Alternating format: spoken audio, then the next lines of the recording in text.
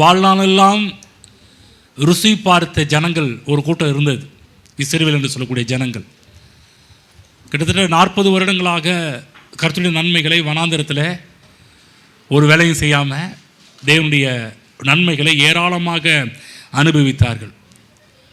ஆனால் கடைசியில் என்ன நடந்துச்சு அப்படின்னா, கர்த்தருடைய நன்மைகளெல்லாம் அனுபவித்த ஜனங்கள் அவங்க என்ன பண்ணாங்க, அடிக்கடி முறுமுறுத்து தேவனையும் குறை சொல்லி ஊழியக்காரரையும் குறை சொல்லி கடைசியில் ஒரு கூட்ட ஜனம் பார்த்திங்கன்னா வாக்கு பண்ணப்பட்ட மக்கள் வனாந்தரத்திலே இறந்து போனார்கள் என்று நாம் பார்க்கின்றோம். அவர்களுடைய பிள்ளைகள் தான் தேவன் வாக்கு பண்ணப்பட்ட கானான் தேசத்தை அடைந்தார்கள் என்றும் நாம் பார்க்கிறோம் வேதத்தில். என்ன நமக்கு சொல்கிறோம்னா, இந்த வனாந்தரத்தில் முறுமுறுத்த அந்த ஜனங்களை போல இல்லாமல் தேவனுக்கு நன்றி செலுத்தும் வண்ணமாக நம்முடைய நாட்களை நாம் உருவாக்க வேண்டும். இன்னும் ஒரு 2 நாட்கள் இருக்கின்றது, திங்கள் செவ்வாய். எவ்வளோ காரியத்துக்கு நம்ம லீவு போடுறோம், எங்கெங்கெல்லாம் போகிறதுக்கெல்லாம் லீவு போடுறோம் பாருங்கள். நாட்களை வீணாக்கிறதுக்கெல்லாம் லீவு போடுறோம். கர்த்தருக்கு ஒரு தேங்க்ஸ் பண்ணுறதுக்கு ஒரு நாள் விடுமுறை போட்டு கூட நீங்கள் ஒரு நாள் முழுவதும் கர்த்தருக்கு நன்றி செலுத்துறதுக்கு இந்த 2 நாட்கள், கடைசியில் 2 நாட்கள் திங்கள் செவ்வாய் இருக்குது. ஏதாவது ஒரு நாளை செலக்ட் பண்ணி இதுவரை தேவன் உங்கள் வாழ்வில் செய்த நன்மைகள், செய்ய போகின்ற நன்மைகள், இவைகளாம் எண்ணி பார்த்து கர்த்தருக்கு நன்றிகளையும் துதிகளையும் ஏறிடுங்க. கர்த்தர் அதை விரும்புகின்றார். உலகத்தில் கூட சாதாரண மக்கள் கூட பார்த்திங்கன்னா ஏதாவது செஞ்சாங்கன்னா நன்றி எதிர்பார்க்கிறார்கள், தேங்க்ஸ் என்ற ஒரு வார்த்தையை எதிர்பார்க்குறாங்க. நீங்கள் மட்டும் சொல்லாமல் விட்டு பாருங்கள், நாங்கள் ஒரு தேங்க்ஸ் கூட சொல்கிறது வலிக்குது அப்படின்னு வாங்க உலகத்து மக்கள். அவ்வளோ செஞ்சுருக்க ஒரு நன்றி சொல்ல மறந்துட்டாங்களே அப்படின்னு சொல்லிட்டு நான் சொல்கிறேன் பாருங்கள், தேவனுக்கு எவ்வளவு நன்றி சொன்னாலும் அந்த கடன் தீராது. ஒரு கடனில் இருக்கிறோம், தேவனுக்கு நன்றி செலுத்துகின்ற ஒரு கடனில் நம்ம எல்லாருமே இருக்கிறோம். நீ எவ்வளோ நேரம் உட்காந்து நன்றி செலுத்தினா கூட நான் சொல்கிறேன் அவ்வளவு கடனையும் நம்மால் இந்த உலகத்தில் நம்மால் அடைக்க முடியாது. அதுதான் ஞாயிற்றுக்கிழமை ஓடியாரோம். எதுக்கு நம்ம ஞாயிற்றுக்கிழமை வரீங்க? பாக்கி செலுத்த வரீங்க. ஹலோ, பாக்கி செலுத்துனீங்களா? பாக்கி செலுத்துறது என்னென்னா கர்த்தருக்கு நன்றிகளை ஏறெடுக்க வரோம். நீங்கள் வீட்டில் துதிக்கிறீங்க நல்லது, ஆனால் சபையாரோடு சேர்ந்து கர்த்தருக்கு நன்றியும் துதியும் மகிமையும் ஏறெடுக்கும்போது அது பெரிய ஒரு காரியமாக இருக்கின்றது. அதுதான் ஞாயிற்றுக்கிழமை எங்கே இருந்தாலும் ஓடி வந்துடுறோம். எதுக்காக ஓடி வரோம்னா புரிஞ்சுக்கங்க, நம்முடைய கடன்களை செலுத்த, கர்த்தருக்கு நன்றிகளை செலுத்த, கர்த்தருக்கு மகிமையை செலுத்த. நிறைய பேர் பேலன்ஸ் வச்சிடுறீங்க, அந்த பேலன்ஸையும் திரும்ப கொடுக்கறது கிடையாது கர்த்தருக்கு. ஆகதான் ஒட்டு மொத்தமாக சேர்த்து 2 நாளில் ஒரு நாள் உட்காந்து கர்த்தரை துதிங்க, ஆராதிங்க, பாட்டு பாடுங்க, அவருக்கு மகிமைகளை செலுத்துங்கள். அன்றைக்கு நேரத்தில் நம்ம முறுமுறுக்கிற ஒரு காரியத்தில் பார்த்திங்கன்னா ஒரு காரியம் என்ன சொல்கிறோம்னா, இந்த நாளை விட ரொம்ப முன்னாடி இருந்த நாள் ரொம்ப நல்ல நாள் அப்படின்னு சொல்லி நம்ம நினச்சிட்டு இருக்கிறோம். முன்னாடி ரொம்ப நல்லா இருந்தோங்க, இன்றைக்கி பாருங்க ரொம்ப கஷ்டப்படுறோம் அப்படின்ற மாதிரி. அது சாலமன் சொல்கிறாரு, இந்த நாளை விட முன்னாடி நம்ம நல்லா இருந்தோம்னு சொல்லி இருதயத்தில் சொல்லாது அப்படின்றாரு. ஏன்னா அப்படி சொல்லும்போது நம்ம பொய் சொல்கிறோம். என்ன சொல்கிறோம், இப்போ விட முன்னாடி இப்போ ரொம்ப இதாக இருக்குங்க, முன்னாடி ரொம்ப நல்லா இருந்தோங்க. சில பேர்லாம் பாருங்கள், ஆண்டுக்குள்ளே வந்துட்டு என்ன சொல்லுவாங்கன்னா, ஆண்டுக்குள்ளே வரத்துக்கு முன்னாடி ரொம்ப நல்லா இருந்தோங்க, இப்போ தாங்க ஆண்டுக்குள்ளே வந்த பிற்பாடு தாங்க ரொம்ப கஷ்டப்படுறேன்னுவாங்க. தப்புங்க. சொல்லப்போனால் நீங்கள் ரொம்ப பொய் சொல்கிறீங்கன்னு அர்த்தம். முன்பைய வாழ்க்கையை விட இந்த வாழ்க்கையில் நீங்கள் தேவனிடமிருந்து பெற்றுக்கொண்டது ஏராளம். அதை தேவனிடத்தை பெற்றுக்கொண்டது ஒரு ரட்சிப்பு என்ற ஒரு காரியம். பாவத்திலிருந்தும் சாபத்திலிருந்தும் பிசாசின் பிடியிலிருந்தும் நம்ம மீட்கப்பட்டோமே, அது எவ்வளோ பெரிய ஒரு காரியம் தெரியுங்களா?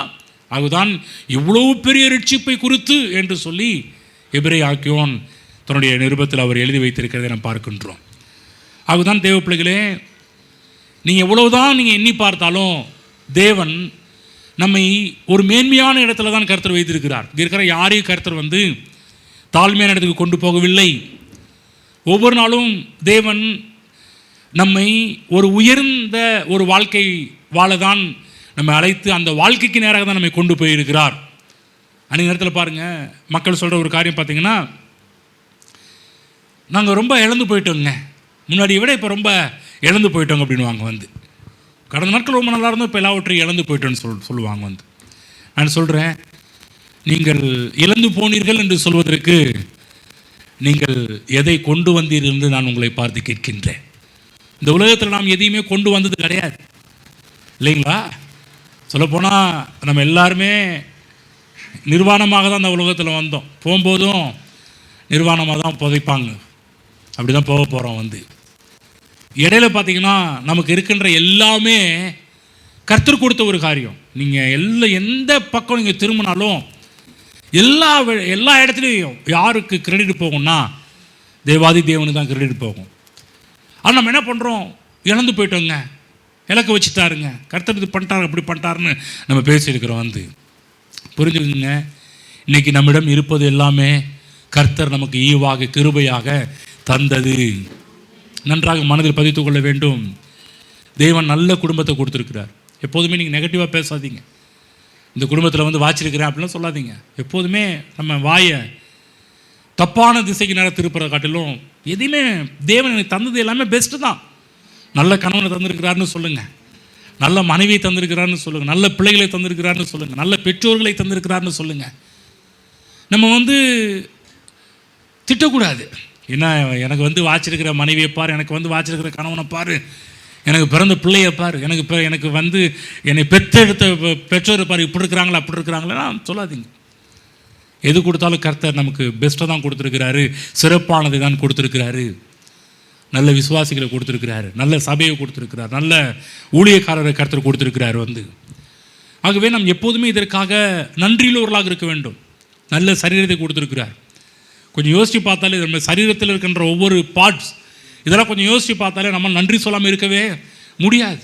இந்த சமூக வலைத்தளங்கள்லாம் இப்போ நிறையா வந்ததுனால மக்களுடைய அந்த சரீர உறுப்புகள்லாம் எந்த அளவுக்கு உருவாக்கப்பட்டிருக்குன்றதெல்லாம் நல்லா அழகாக காமிக்கிறாங்க, எடுத்து சொல்கிறாங்க. அதெல்லாம் பார்க்கும்போது நமக்கே ரொம்ப ஸ்டன்னாக நிற்கிறோம். இவ்வளோ நம்முடைய சரீரத்தில் இருக்கிற உறுப்புகள் இப்படிப்பட்டதா, இதை செய்தான்னு பார்க்கும்போது ரொம்ப ஆச்சரியமாக இருக்குது.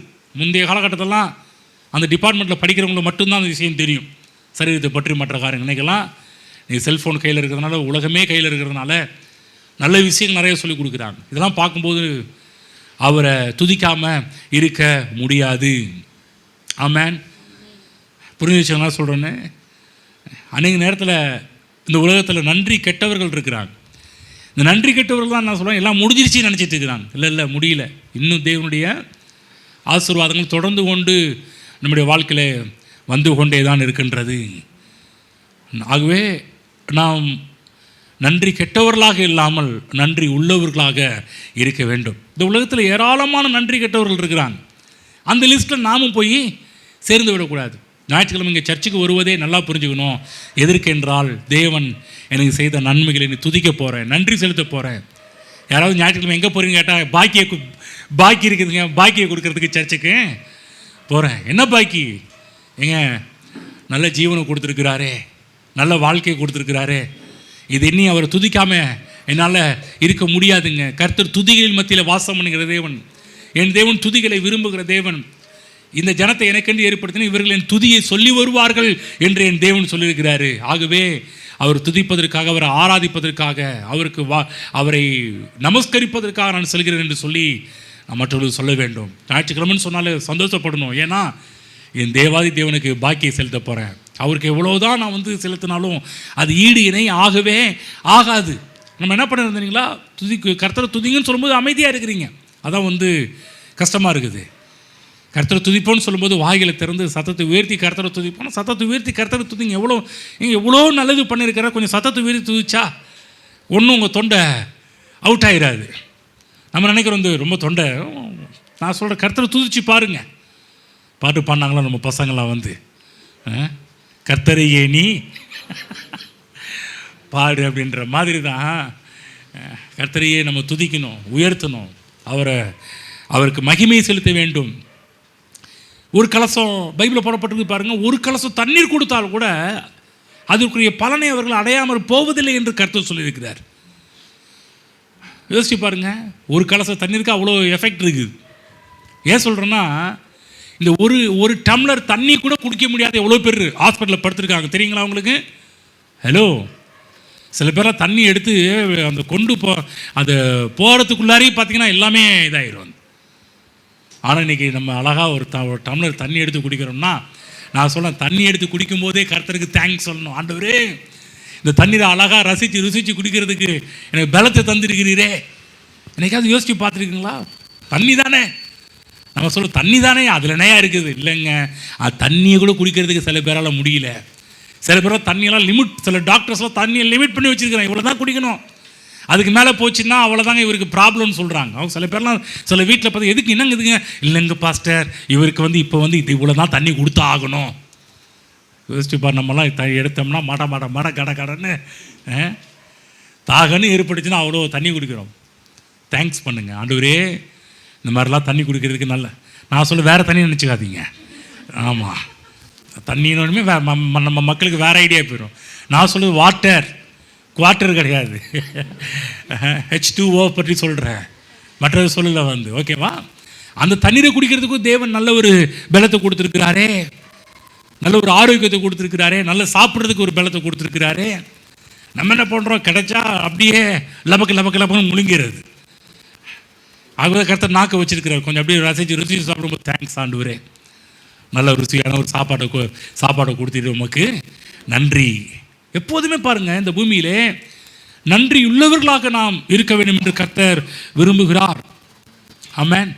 பைபிளில் போடப்பட்டு நாம் அனுபவிப்பதற்கு சகலவித நன்மைகளையும் நமக்கு சம்பூர்ணமாக கொடுக்கிற ஜீவனுள்ள தேவன். ஆகவே தான் நம்முடைய வாழ்விலே எப்போதுமே தேவனுக்கு பிடித்தது நாம் இறங்கு முகத்தில் இருக்க வேண்டும் என்று தேவன் விரும்பவில்லை, நாம் ஏறு முகத்தில் இருக்க வேண்டும் என்று தேவன் விரும்புகிறார்.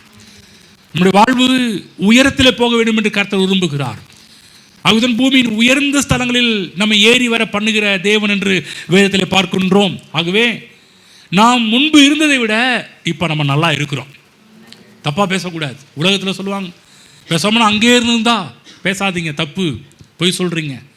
நீ கர்த்தர் நல்லா வச்சிருக்கிறார். ஆமென். சொல்லுங்கள், கர்த்தரை நன்றாக வைத்திருக்கிறார். ஆமென். புரியுதுங்களா? ஏற்கனவே நல்லா வச்சிருக்கிறாரு. வரக்கூடிய 2026லையும் இன்னும் தேவன் உங்களை மேன்மையாக வைப்பார். ஆகவே தேவன் கொடுத்ததுக்காக நன்றி செலுத்துங்கள். தேவன் கொடுத்த காரியத்தை தேவன் கொடுத்த காரியத்திற்காக சந்தோஷப்படுங்கள். தேவன் கொடுத்த காரியத்தை நன்றாக அனுபவியுங்கள். இதெல்லாம் தான் மக்கள் பார்த்தீங்கன்னா குறை வச்சிடுறாங்க. நிறைய பேர் நல்ல ட்ரெஸ் இருக்கும், பீரோவில் அடிக்கடிக்கு வைப்பாங்க, எடுத்து போடுங்க, ஏன்னா போட மாட்டாங்க.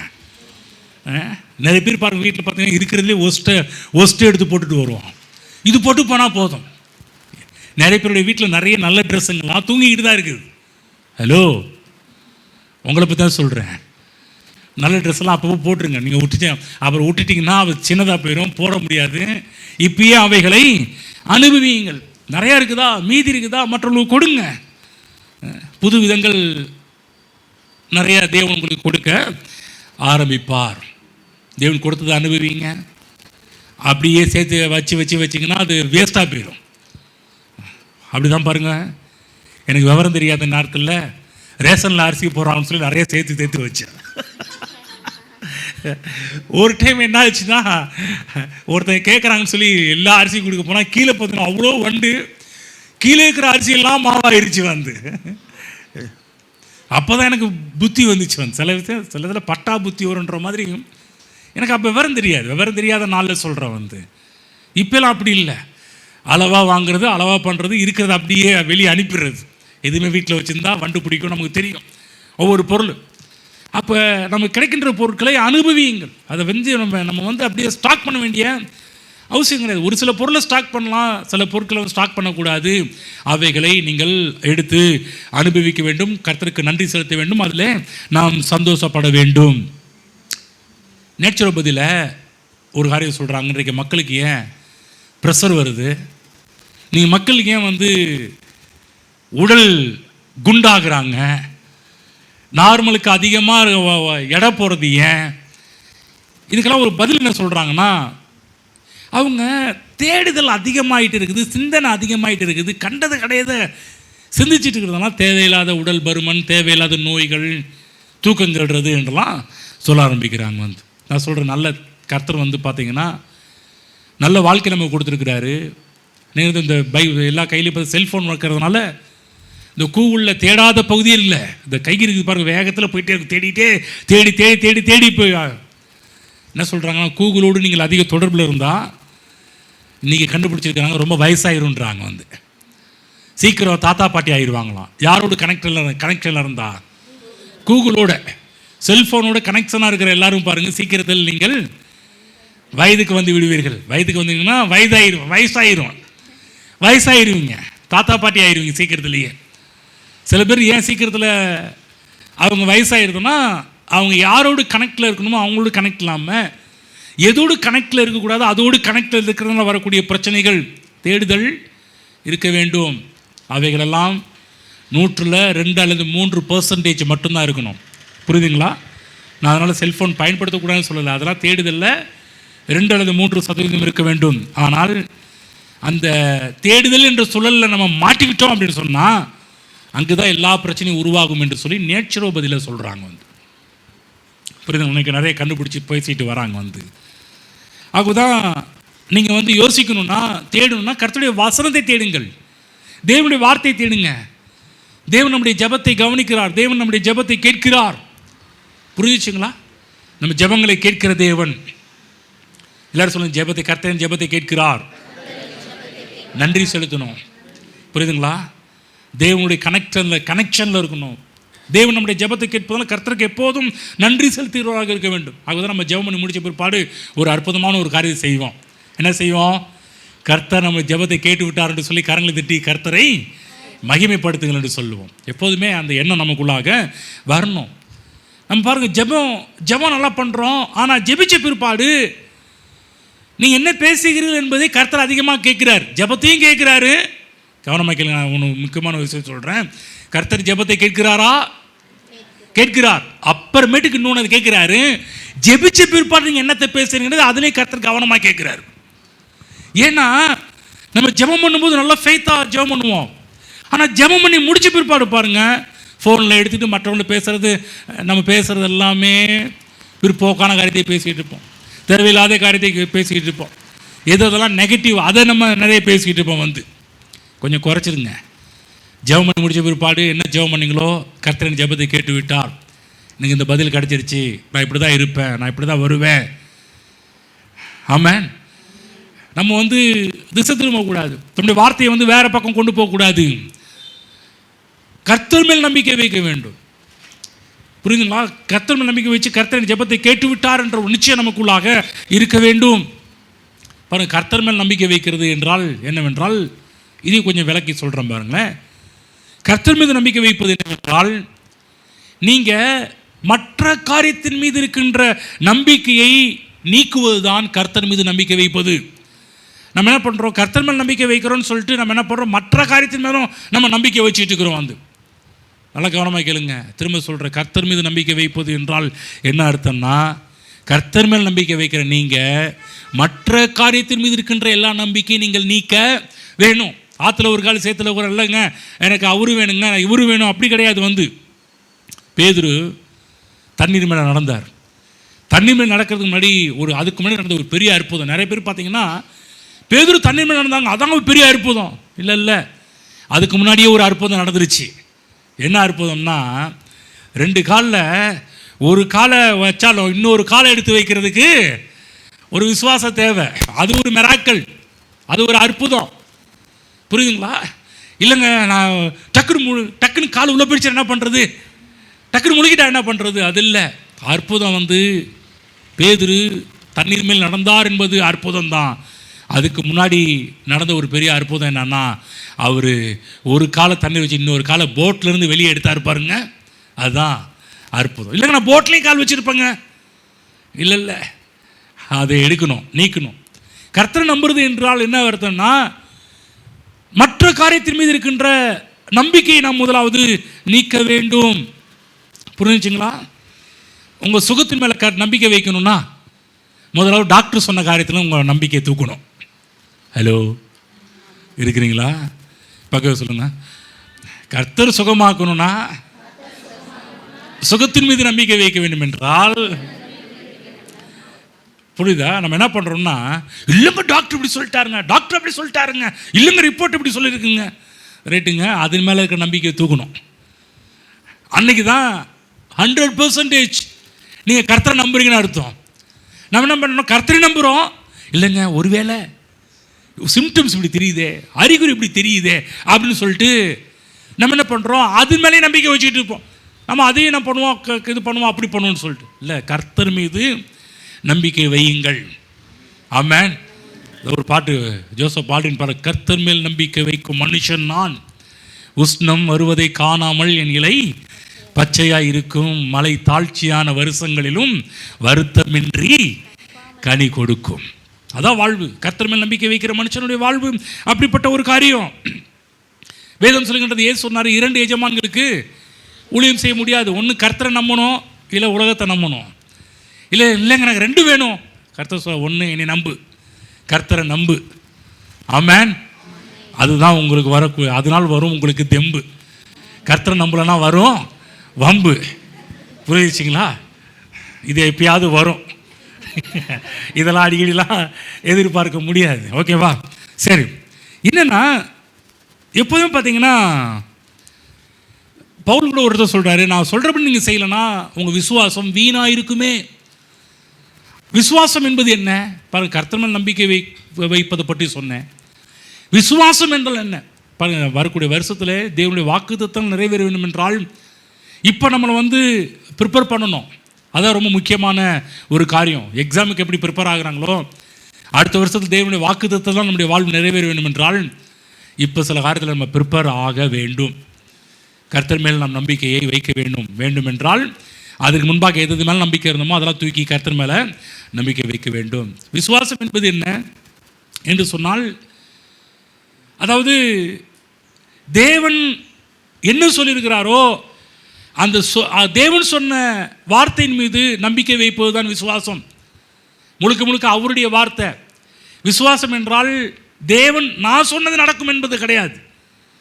அதே இடத்துல பாருங்கள், நீ சொன்னபடி ஆகும் என்றால் நம்ம விசுவாசத்தை பற்றி பேசும்போதெல்லாம் சொல்லுவோம், அவன் சொன்னபடியே ஆகும் என்று கர்த்தர் சொல்லியிருக்கிறாரு. அப்போ விசுவாசத்தின் பவர் பாருங்கள், நீங்கள் சொன்னால் நடக்கும். நம்ம சொல்கிறோம், பேசுகிறோம், விசுவாச அறிக்கைலாம் படிக்கிறோம். விசுவாச அறிக்கை எதுக்காக படிக்கிறோம்? அவன் சொன்னால் நடக்கும்னு பைபிளில் போடப்பட்டிருக்குது, அதனால தான் விசுவாச அறிக்கை படிக்கணும்லாம் சொல்லுவோம். கவனமாக்கல் இதில் இருக்கின்ற ஒரு காரியத்தை நம்ம என்ன பண்ணணும்னா, நான் சொன்னால் நடக்கும் என்பதை விட நான் சொல்கிற கர்த்தருடைய வார்த்தையினால் நடக்கும் என்பது தான் விசுவாசம். விசுவாசம் என்பது நான் என்ன சொல்கிறேன் என்பது கிடையாது. விசுவாசம் என்பது என்ன, தேவன் என்ன சொல்லியிருக்கிறார் என்பதை நான் கேட்டு அதை நான் சொல்லும்போது அப்போ அற்புதம் நடக்கும். வெறுமனே நான் சொன்ன நடக்கும், வெறுமனே நான் சொன்ன நடக்கும் என்பது கிடையாது. தேவனுடைய வார்த்தை முக்கியம். தேவனுடைய வார்த்தை இல்லாமல் விசுவாசம் வேலை செய்யாது. நீங்கள் நினைச்சது நடக்கும் பைபிள் சொல்லல. கர்த்தர் நினைச்சதை நீங்கள் என்னைக்கு சொல்றீங்களோ அன்னைக்கு தான் நடக்கும். புரியுதுங்களா? விசுவாசம் என்பது நீங்க நினைச்சதோடு சம்பந்தப்பட்டது கிடையாது. விசுவாசம் என்பது தேவன் நினைச்சதோடு சம்பந்தப்பட்டது, தேவனுடைய சித்தத்தோடு சம்பந்தப்பட்டது, தேவனுடைய வார்த்தையோடு சம்பந்தப்பட்டது. அநேக நேரத்தில் வில் பவர் நம்புவாங்க, நானால முடியும், அது முடியும், இது முடியும். கர்த்தர் இயேசு கிறிஸ்து சொல்றார், என்னை இல்லாமல் உங்களால் ஒன்றும் செய்ய முடியாது, கூடாது. அப்போ நல்லா புரிஞ்சுக்கணும். அநேக நேரத்தில் நம்ம விசுவாசம் ஏன் நம்ம தோல்வி அடைகிறதுன்னு சொன்னால், நம்ம விசுவாசத்தில் கொஞ்சம் தலகணம் இருக்குது. நான் இல்லை, விசுவாசம் தேவனுடைய வார்த்தையோடு இணைக்கப்பட்டிருக்கிறது. புரிஞ்சுச்சுங்க நான் சொல்கிறேன்னு? நீங்கள் ஒன்று ஏதோ ஒன்று நினச்சி பேசுவது விசுவாசம் கிடையாது. தேவன் என்ன சொல்லியிருக்கிறாரோ அதை நினச்சி பேசும்போது தான் விசுவாசம் அங்கு வேலை செய்ய ஆரம்பிக்கும். நிறைய பேருடைய விசுவாசம் ஏன் வேலை செய்கிறதுனா, உங்கள் விசுவாசம் தேவனுடைய வார்த்தையோடு இணைந்து போகவில்லை, கனெக்ட் ஆகலை, தேவனோடு கனெக்ட் ஆகலை. உங்கள் விசுவாசம் தேவனுடைய வார்த்தையோடு என்றைக்கு கனெக்ட் ஆகுதோ அன்றைக்கு உங்கள் விசுவாசம் உலகத்தை ஜெயிக்கிற விசுவாசமாக மாறும். ஆமாம், புரிஞ்சுங்களா? போன வருஷத்தை விட இந்த வரக்கூடிய வருஷம் 2025 விட 2026 ரொம்ப நல்லா இருப்பேன், தேவன் சொல்லியிருக்கிறாரு, எனக்கு நன்மை உண்டாகும் என்று சொல்லி.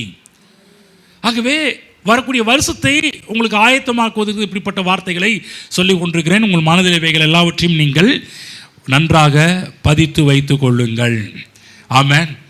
நன்றி அறிதல் உள்ளவர்களாக இருக்க வேண்டும், தேவன் மீது நம்பிக்கை வைக்க வேண்டும், விசுவாசத்தை தேவனுடைய வார்த்தையோடு இசைந்து போக வேண்டும். அது மட்டுமல்ல, அடுத்ததாக வரக்கூடிய வருடத்தை நம்ம நல்ல வருடமாக, தேவனுடைய வாக்குத்தத்தங்கள் நிறைவேறிய வருடமாக மாற்ற வேண்டும் என்றால் உங்களுக்கு கொடுக்கப்பட்ட தலைவன் அவரோடு இசைந்து போகின்ற ஒரு வாழ்வை நீங்கள் உருவாக்கி கொள்ள வேண்டும். இசைந்து பேசக்கூடிய ஒரு வாழ்க்கையை உருவாக்கி கொள்ள வேண்டும். உங்கள் ஊழியரோடு, உங்களுக்கு கர்த்தர் கொடுத்த போதகரோடு அவர் என்ன சொல்கிறாரோ அவர் அதோடு இணைந்து போகின்ற ஒரு வாழ்க்கையை உருவாக்க வேண்டும். ஏன் சொல்கிறேன்னா, தலைவன் ஒரு போதகன் அவனுக்கு இசைவாக நீங்கள் போகும்போது உங்கள் வாழ்க்கை ரொம்ப நல்லாயிருக்கும். வேதத்தில் ஒரு பெரிய லீடர் இருந்தார், மோசே, பெரிய தலைவர். அன்னைக்கு இருந்த 30 லட்சம் மக்களுக்கு பாஸ்டர் மோசஸ் இருந்தார். பாருங்கள், இந்த மோசே 12 வேவுக்காரர்களை கானான் வேவு பார்க்க அனுப்புகிறாரு. 10 பேர் பாருங்கள் அவங்க தப்பாக பேசுனாங்க, 2 பேர் சரியாக பேசுனாங்க. சரியாக பேசுனாங்கன்னா தலைவனோடு இசைந்து பேசினார்கள், தலைவனோடு இணைந்து பேசினாங்க. இந்த 10 பேரும் பாருங்கள், முன்னாடியே தலைவன் முன்னாடியே சொல்லிட்டாரு, பாலும் தேனும் ஓடுகிற நலமும் விசாலமான தேசத்தை நான் உங்களுக்கு கொடுத்துட்டேன் அப்படின்னார். கொடுக்க போறேன்னு கிடையாது. பாருங்க, காலையில் கூட இளம்பிலையில் கூட இந்த காரியத்தை பற்றி கொஞ்சம் வலியுறுத்தி பேசினேன். என்னன்னா, 2ஆம் தலைமுறைகள் இன்னும் அவங்க கானானுக்குள்ளேயே போகல.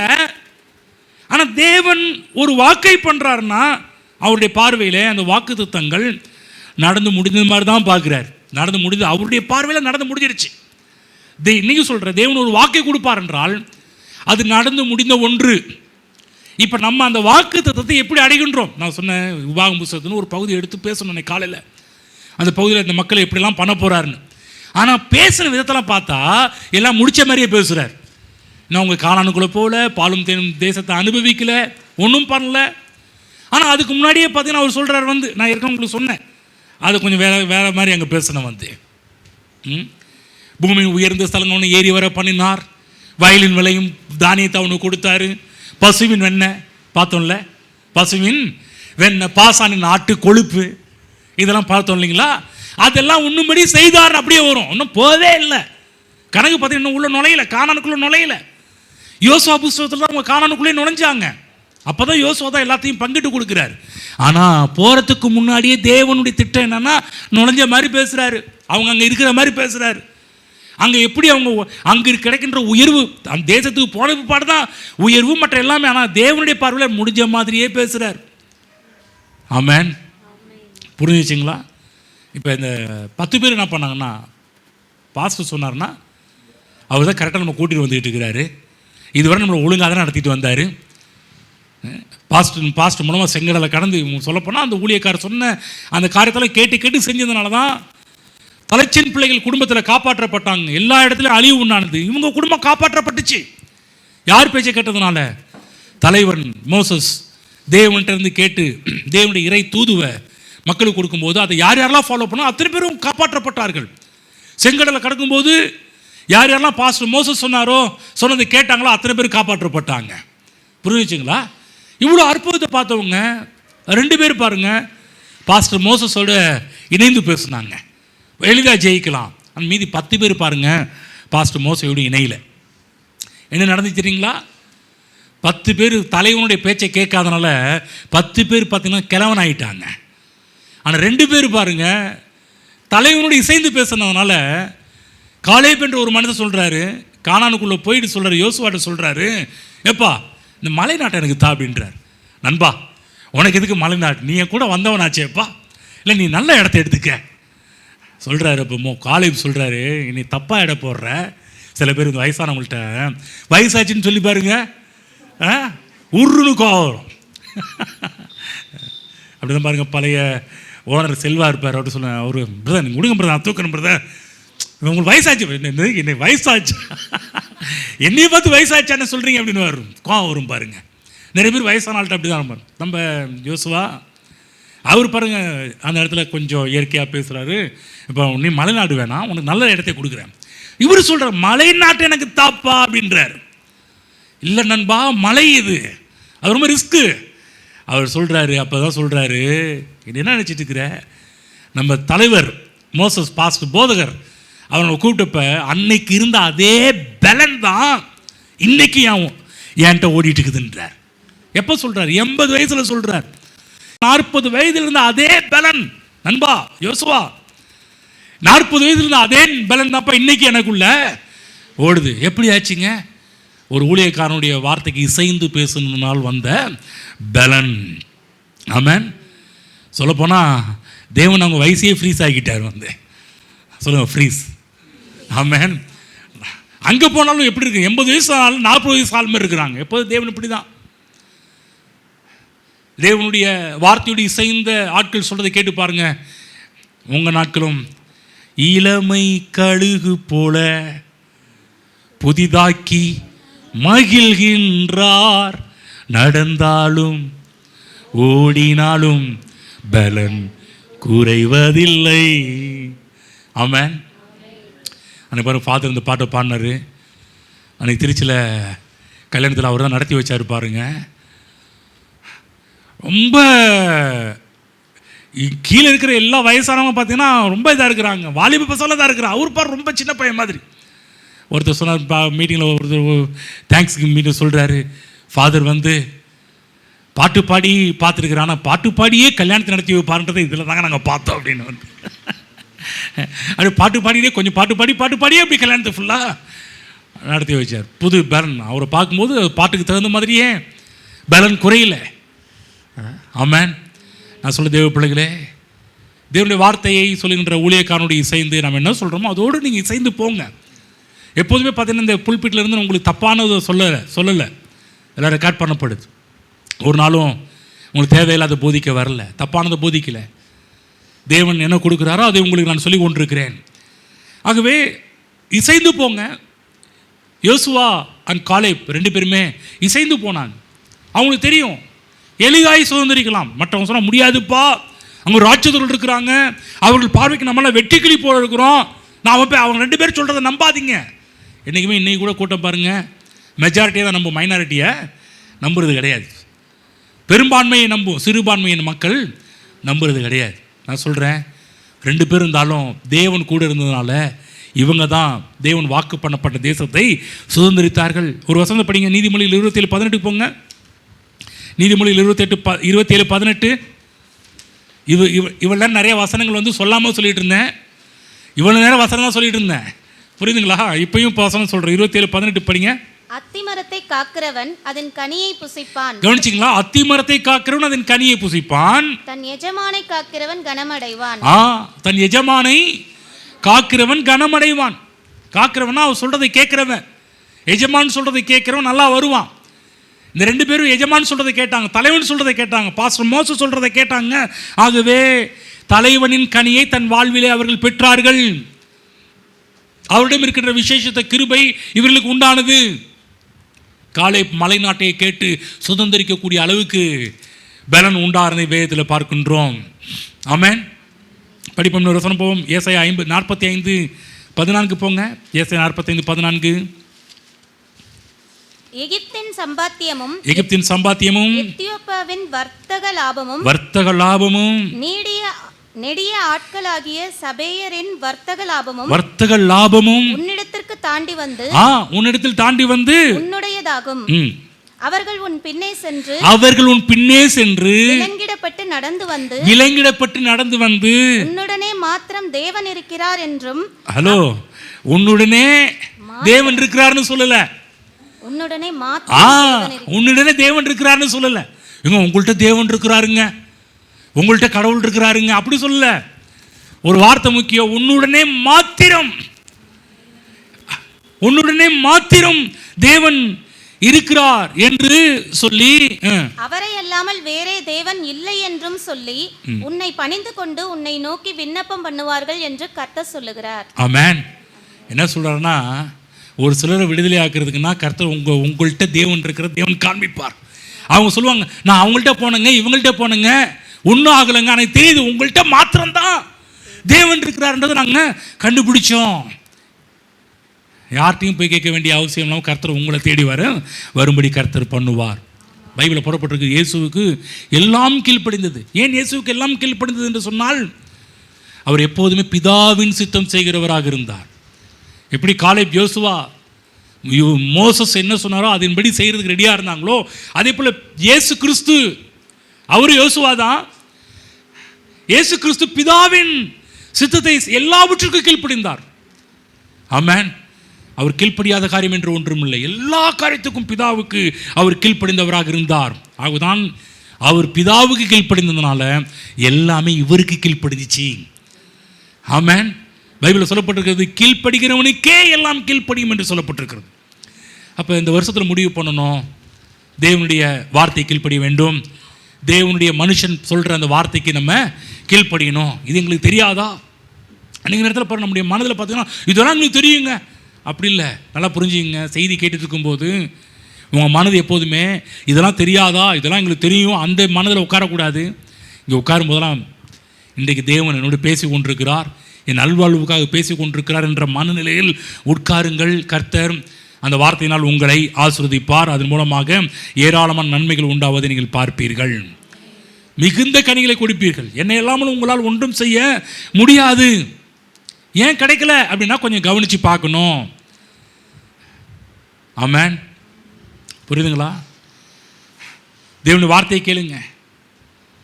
நான் சொல்கிறேன், அநேக மக்கள் சொல்லுவாங்க பாருங்கள், எனக்கு ஏன் கிடைக்கல, எனக்கு ஏன் நடக்கலை அப்படின்னு யோசிச்சுட்டே இருப்பாங்க.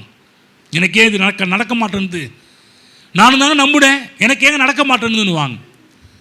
சில பேர் பேசுகிற பேச்சு, நானும் தான் நம்பினேன், எனக்கே நடக்க மாட்டேன்து. நல்லா கவனமாக கேளுங்க. நம்பினேன் என்று சொன்ன ஆட்கள் எனக்கு ஏன் நடக்க மாட்டேன்துன்றது பேசவே மாட்டாங்க. நல்லா கவனமாக கேளுங்க. நம்புகிற ஆட்கள் யாரும் எனக்கு ஏங்க நடக்கலைன்னு சொல்ல மாட்டாங்க. விசுவாசிக்கிற ஆட்கள் எனக்கு ஏன் நடக்கலைன்னு சொல்ல மாட்டாங்க. ஹலோ, புரிஞ்சுச்சிங்களா? நீங்கள் விசுவாசிக்கிறவங்க யார், விசுவாசிக்காதவங்க யாருன்னு சொல்ல முடியும். சில பேர் ரெண்டு பக்கமும் இருந்து பேசுகிறவங்க இருப்பாங்க. நானும் தாங்க விசுவாசிக்கிறேன், எனக்கு ஏங்க நடக்க மாட்டேன்து, நானும் தாங்க நடக்கிறேன், எனக்கே கவனிங்க. நானும் தான் நம்புகிறேன்னு சொல்கிறவங்க அடுத்த வார்த்தையை பேச மாட்டாங்க. அவங்களுக்கு தெரியும் என்ன சொல்லுவாங்கன்னா, எனக்கு தெரியும் எப்படி நடக்கும்னு தெரியும், எந்த விதத்தில் கர்த்தர் செய்வார்னு தெரியும், ஏனென்றால் என் தேவனால் ஆகாத காரியம் ஒன்றும் இல்லை. ஆமென். நெகட்டிவாக பேச மாட்டாங்க. நான் சொல்ல, இந்த வருடத்தில் முடிவு பண்ணணும், 2026 நானும் தான் ஜெபம் பண்ணுறேன், நானும் தான் பைபிள் படிக்கிறேன், நானும் தான் துதிக்கிறேன், எனக்கு எங்கே நடக்க மாட்டேன்னு பேசாதீங்க. நீங்கள் பேசினாலே நீங்கள் பண்ணது எல்லாமே தப்பாக பண்ணுறீங்கன்னு அர்த்தம். நீங்கள் வச்சிருக்கிற நம்பிக்கை, உங்களுடைய விசுவாசம் எல்லாமே தப்பாக போயிட்டுருக்குன்னு அர்த்தம். தப்பாக இருந்துச்சுன்னா நீங்கள் இப்படி பேசுவீங்க. கரெக்டாக இருந்துச்சு, உங்கள் விசுவாசம் கரெக்டாக இருந்துச்சுன்னா நீங்கள் என்ன சொல்லுவீங்க? நான் நம்புறது என் தேவனாலே வரும். ஆமென். நிறைவான பலன் எனக்கு உண்டாகும். ஆமென். புரிஞ்சுச்சுங்களா என்ன சொல்லிட்டு இருக்கிறோன்னு? நெகட்டிவாக பேச மாட்டாங்க. மற்ற ஆட்கள் பேசுறது போல் நீங்கள் இந்த வருடத்தில் பேசக்கூடாது. மற்றவங்க தான் பேசுவாங்க, எனக்கே நானும் தான் நம்புகிறேன், நானும் தான் பைபிள் படிக்கிறேன், நானும் தான் ஜெபம் பண்ணுறேன், எனக்கே நடக்கலைன்னா அவங்க சொன்ன அத்தனையும் இப்போ என்ன ஆயிடுச்சுன்னா உல்டாப் ஆயிடுச்சு. நம்புகிறவங்க, ஜெபம் பண்ணுறவங்க நீங்கள் இப்படிப்பட்ட வார்த்தைகளை பேசவே மாட்டீர்கள். சொல்லுங்க பக்கத்தில், நம்புகிறவங்க எனக்கு ஏன் என்ற வார்த்தையை பேசவே மாட்டாங்க. ஆமென். கேள்வி கேட்டிங்கன்னா உங்கள்கிட்ட விசுவாசமே இல்லைன்னு அர்த்தம். புரியுதா? சில பேர் தங்களை பார்த்து கேள்வி, கடவுளை பார்த்து எனக்கு ஆண்டவர், நானும் தான் ஆண்டவர் விசுவாசி, நானும் தான் ஆண்டவர் சொல்ல. முதல்ல நீ விசுவாசிச்சேன்னா இப்படிப்பட்ட கேள்வியே நீ கேட்க மாட்ட. ஹலோ, புரிஞ்சுச்சிங்களா? இப்போ உங்களுக்குள்ள விசுவாசம் இருக்குதா இல்லையா? ஹலோ, காலையில் கூட கேட்டுட்டு வந்தேங்க, நேற்று கூட நினச்சி எனக்கு ஏங்க அப்படின்னு. திரும்ப சொல்கிறேன், டக்குன்னு இப்படி கேள்வி வந்து மறைச்சிக்கங்க, அப்படியே நிப்பாட்டிக்கங்க, ஸ்டாப் அப்படின்னு நிப்பாட்டிக்கங்க. தெரியும் என் தேவனால் கூடும், என் தேவனால் ஆகும், என் கர்த்தர் செய்ய நினைத்தது தடைப்படாது. ஆமென். நிச்சயம் நடக்கும். நான் அதை பார்ப்பேன், என் கண்கள் அதை காணும், மற்ற சுற்றி இருக்கிற கண்களும் அவைகளை பார்க்கும். அப்போ இந்த வருகின்ற வருடத்தில் பார்த்தீங்கன்னா தேவனோட அதிக கனெக்ட் ஆகிருங்க. மற்ற அந்த கனெக்ஷன்லாம் தூக்கி போட்டுருங்க. மற்றதுலேருந்து மற்ற தொடர்பை துண்டித்து கொள்ளுங்கள், தேவனுடைய தொடர்பை வளர்த்து கொள்ளுங்கள். மற்ற எல்லா தேவையில்லாத கனெக்ஷன்லாம், தேவையில்லாத நெட்வொர்க்கெலாம் கட் பண்ணுங்க. தேவையான தேவனோடு கனெக்ட் ஆகி விடுங்கள். ஆமென். 1 கொரிந்தியர் 15:2 படிங்க. 1 கொரிந்தியர் 15:2. நான் உங்களுக்கு பிரசங்கித்த பிரகாரமாய் நீங்கள் அதை கைக்கொண்டிருந்தால் அதனாலே நீங்கள் ரட்சிக்கப்படுவீர்கள். மற்றபடி உங்கள் விசுவாசம் விருதாவாய் இருக்குமே. கவனிங்க, பவுல் சொல்றாரு, நான் உங்களுக்கு பிரசங்கித்த பிரகாரமாய் நீங்கள் அதை கை கொண்டிருந்தால், நான் உங்களுக்கு என்ன போதிச்சேனோ அதை கரெக்டாக கடைபிடிச்சிங்கன்னா அதனால் ரட்சிக்கப்படுவீர்கள். மற்றபடி உங்கள் விசுவாசம் என்ன சொல்கிறேன், நான் சொல்கிறபடி நீங்கள் செய்யலைன்னா உங்கள் விசுவாசம் விருதாவாக இருக்குமே, வீணாக போயிருமே. சில இடத்துல பாருங்கள், ஒவ்வொரு வாரமும் இந்த இடத்துல வரும்போது இதுக்காக நிறைய பிரயாசம் எடுத்து தான் வரும். உங்களுக்கு எக்ஸாம் வருதோ இல்லையோ, ஒவ்வொரு வாரமும் சண்டே ஆனால் எனக்கு எக்ஸாம் தான். ஆமென். முடிச்சு இந்த எக்ஸாம் முடிச்சோன்னே அடுத்த எக்ஸாமுக்கு ப்ரிப்பேர் ஆகணும். அடுத்த எக்ஸாமுக்கு நான் சொல்கிறது உனக்கு தெரியுங்களா, எக்ஸாமுக்கு ப்ரிப்பேர் பண்ணுற மாதிரி தான் வீட்டில் ப்ரிப்பேர் பண்ணிகிட்டு இருப்போம். சும்மா ஏதோ உன் வாயை விரிவாய தர கர்த்தர் நிரப்ப அதெல்லாம் விசுவாசிச்சுட்டு வர்றது கிடையாது. உட்காந்து அதுக்கு முன்னாடியே தேவ சமூகத்தில் உட்காந்து தேவன் என்ன கொடுக்குறான்றதை கேட்டு அதை தியானித்து அதை படித்து அதை உட்காந்து இதெல்லாம் உட்காந்து போய் டைப் பண்ணிவிட்டு அதை உட்காந்து அத்தனை டைம் டைப் பண்ணி அதை உள்ளே கொண்டு போய் வச்சு காலையில் வரும்போது ப்ரிப்பேர் அங்கே உட்காந்து பாட்டு பாடுங்க. நாங்கள் ப்ரிப்பேர் பண்ணிகிட்டு இருப்போம் எக்ஸாமுக்கு. இப்போ என்ன நேரம் எக்ஸாம் எழுதிட்டு இருக்கிறேன். கவனமாக கேளுங்க, பவுல் எதை சொல்கிறாரு, நான் உங்களுக்கு பிரசங்கித்த பிரகாரமாய் நீங்கள் இதை கை கொண்டிருந்தால் அதனாலே நீங்கள் ரட்சிக்கப்படுவீர்கள். மற்றபடி உங்கள் விசுவாசம் வீணாக இருக்குமே, விருதாவாய் இருக்குமே. சில நேரத்தில் நம்ம விசுவாசம் வீணாக போகுன்றார். நான் சொன்னேன் இல்லையா, நம்புறேன்னு சொல்கிறவங்க என்னைக்கு கர்த்தரை கேள்வி கேட்குறாங்க, உண்மையாக சொல்ல போனால் அவங்க விசுவாசமே இல்லை, விசுவாசம் வீணாக போயிருக்குது. என்ன சொல்கிறாருன்னா, பவுல் சொல்ல, நான் சொன்ன மாதிரி செஞ்சேன்னா ரட்சிக்கப்படுவேன்றார். நான் சொன்ன மாதிரி செஞ்சேன்னா உனக்கு வாழ்க்கை இருக்குதுன்றார். ஊழியக்காரர் எவ்வளோ தைரியமாக சொல்கிறாரு பாருங்க. விசுவாசம் என்றால் என்ன? நான் ஏற்கனவே சொன்னேன், கடவுள் சொன்னது தான் நடக்கும், கடவுள் சொன்னது நடக்கும் என்பது தான் விசுவாசம். என் தேவன் சொல்லிட்டாரு, என் தேவன் உரைத்து விட்டார், நிச்சயம் நடக்கும். வாக்கு தத்துவம் பண்ணினவர் உண்மையுள்ளவர். டிசம்பர் 1 பேசணும். வாக்கு தத்துவம் பண்ணின உண்மையுள்ளவராக இருக்கிறாரே பாருங்க. பவுல் பார்த்தீங்கன்னா, நம்ம பழைய ஏற்பாட்டு காலத்தில் 10 கட்டில் தான் நமக்கு தெரியும். ஆனால் புதிய ஏற்பாட்டு காலத்தில் இந்த 10 கட்டிலலாம் என்ன சொல்கிறாங்க, பழைய ஏற்பாட்டில் 613 சொல்கிறாங்க. ஆனால் புதிய ஏற்பாட்டில் மக்களுக்கு சில பேர் கிருபைக்குள்ளே கட்டளையே இல்லைன்னுவாங்க. இல்லைங்க, புதிய ஏற்பாட்டில் தான் கட்டளை 1050 கட்டளை. ஹலோ, 650 கட்டளை பெருசா 1050 கட்டளை பெருசா? சில சொல்லுவோம், இல்லைங்க பழைய ஏற்பாட்டு காலத்தில் கட்டளை இருந்துச்சுங்க, புதிய ஏற்பாட்டில் கட்டளே இல்லைங்க. சில பேர் பாருங்கள், இந்த சில ஆட்கள் பாருங்கள், கிருபையை போதிக்கிற ஆட்கள்லாம் நாங்களாம் ஹைப்பர் கிரேஸ், நாங்களாம் கிருபன்னு சொல்லிட்டு என்ன சொல்கிறாங்கன்னா, நியாயப்பிரமாணங்கள் சில காரியத்தெல்லாம் சொல்கிறவங்க என்ன பண்ணுறாங்கன்னா தப்புன்னு போதிச்சிடுறாங்க. நான் சொல்கிறேன், நியாயப்பிரமாணத்தை சரியாக நம்ம ஃபாலோ பண்ண இருப்போம். அதாவது நியாயப்பிரமாணமே இல்லைன்னா 10 கட்டளை இருக்கின்ற எல்லா காரியத்தையும் நம்ம தப்பாக தான் பண்ணிகிட்டு இருப்போம். நியாயப்பிரமாணம் வேணான்னு சொன்னால் அது எவ்வளோ கிருபன்னு சொல்கிறவங்க அப்போ கேட்கணும், 10 கட்டளையே செய்யாமல் போகிறது எவ்வளோ பெரிய தப்பு தெரியுங்களா? நான் சொல்ல, கிருபை இருக்கிறவங்க கிருபை இல்லாமல் 10 கட்டளை உன்னால் நிறைவேற்ற முடியாது. ஏற்கனவே சொல்லியிருக்கிறேன், நம்முடைய சுயத்தால் இதை நிறைவேற்ற முடியாது, தேவ பலத்தால் அவைகளை நிறைவேற்ற முடியும். பவுல் இப்போ 616 கட்டளையை போதிக்கல. பவுல் போதிச்சதெல்லாம் ஏகப்பட்ட கட்டளை போதிக்கிறார். ஒரு சொல்கிறார், ஒருவர் அன்பாயிருங்கள், அது என்ன ஒரு கட்டளை தான். மாயமான தாழ்மை கொள்ளாதிருங்கள் சொல்கிறாரு. மாய்மாலமான வாழ்க்கை வேணான்னு சொல்கிறார், அது ஒரு கட்டளை தான். புரியுதுங்களா? ஏகப்பட்ட கட்டளை படிச்சிங்கன்னா தெரியும். 1050 கட்டளைகள் புதிய ஏற்பாட்டிலேயே இருக்கின்றது. பழைய ஏற்பாட்டை விட புதிய ஏற்பாட்டில் ஏன் இவ்வளோ இருக்குன்னா, இவ்வளோ கட்டளை என்னங்க 613 கட்டளை அவங்க நிறைவேற்ற முடியாது, 1050 நிறைவேற்ற முடியுமா? முடியும். தேவனுடைய கிருபையால், தயவால், இரக்கத்தால் அவைகளை செய்ய முடியும். ஆகவேதான் தேவ பிள்ளைகளே, இந்த வருடத்தில் தேவனுடைய வசனத்தோடு கனெக்ட் ஆகுங்க, இணைந்து கொள்ளுங்கள், முகஸ்துதி செய்யாதிருங்கள். வருகின்ற வருடங்களிலே இதுவரை முகஸ்துதி செஞ்சிருக்கலாம், வரக்கூடிய வருடத்தில் அதெல்லாம் தூக்கி போட்டுருங்க. பொய்யான மாய நடிப்பு வேண்டாம். புரிஞ்சுச்சிங்களா? சில வீட்டிலலாம் நடிப்பாங்க, அதே மாதிரி வெளியும் நடிக்க ஆரம்பிச்சிருவாங்க. அதே போல் வரக்கூடிய வருஷத்தில் முன்னாடி ஒன்று பின்னாடி ஒன்று பேச தேவையில்லை. மாய்மாலமாக இருக்காதீர்கள், மற்றவர்களோடு இறங்கி போங்க, மற்றவர்களோடு தாழ்ந்து போங்க. கிறிஸ்துமஸ் அன்னைக்கு சொன்னோம் இல்லையா, மனத்தாழ்மை இல்லாமல் வேற என்னத்தை தேவன் உங்களிடத்தில் கேட்கிறார்? மனத்தாழ்மை. தாழ்மையில் உள்ள கிருபை அளிக்கிற தேவன். மரியாளுக்கு கிருபை கிடைத்தது எப்படி? அந்த மாட்டை தேவன் பார்த்தது தாழ்மை. இதே மனத்தாழ்மை இல்லாமல் வேற என்னத்தை கர்த்தர் உன்கிட்ட கேட்கிறார்? மிகா கேட்ட ஒரு கேள்வி. தேவன் நம்மிடத்தில் எதிர்பார்க்க, தேவன் நம்மிடம் இருக்கின்ற காரியம், தேவனை கவர்ந்து இருக்கின்ற ஒரு காரியம் என்னவென்றால் நம்முடைய மனத்தாழ்மை. ஆமென். சொல்றது புரியுதுங்களா?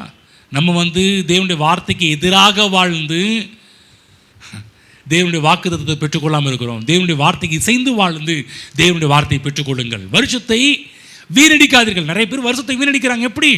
தேவனுடைய வார்த்தை சொல்லாதபடிலாம் வாழ்ந்து வருஷத்தை வீணடிக்கிறாங்க. நம்ம கூட அப்படி இருக்க கூடாது. உங்கள் விசுவாசத்தை காத்துக்கொள்ளுங்கள். சொல்லுங்கள், விசுவாசத்தை காத்துக்கொள்ளுங்கள். அது மட்டுமல்ல, உங்களை நீங்களே ஏமாற்றிக் கொள்ளாதீர்கள்.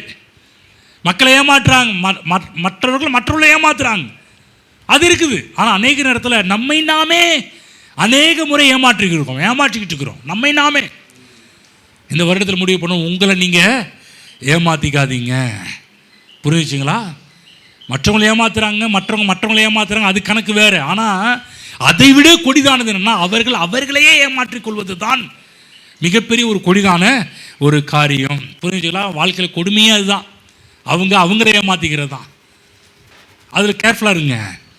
புரியுதுங்களா? ஆகவே தேவன் இன்னும் 3 நாளுக்குள்ளே தேவன் அவருடைய வாக்குத்தத்தத்தெல்லாம் நமக்கு கொடுக்க இருக்கிறார். அவைகளை சுதந்திரிக்கின்ற சுதந்திரவாளிகளாக மாறுங்கள். ஆமென். புரியுதுங்களா? தேவன் பேசுகின்ற ஒவ்வொரு வார்த்தையும் நீங்கள் விசுவாசித்தீர்களா?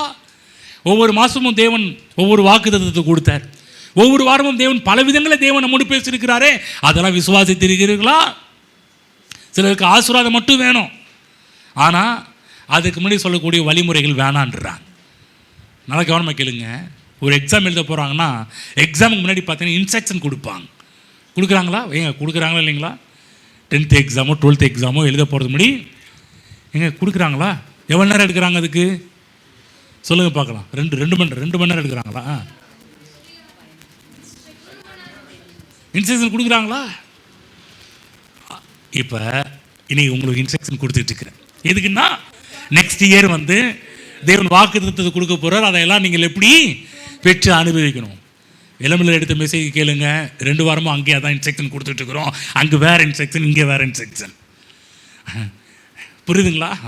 தேவனுடைய வாக்குத்தத்தங்கள் நம்முடைய வாழ்க்கை நிறைவேற வேண்டும் என்றால் அவைகள் முக்கியம். ஆகவே தேவன் கொடுக்கின்ற வாக்குத்தத்த செய்தியை கேட்டு விசுவாசியுங்கள். குறுக்கு புத்திகள்லாம் தூக்கி போட்டுருங்க.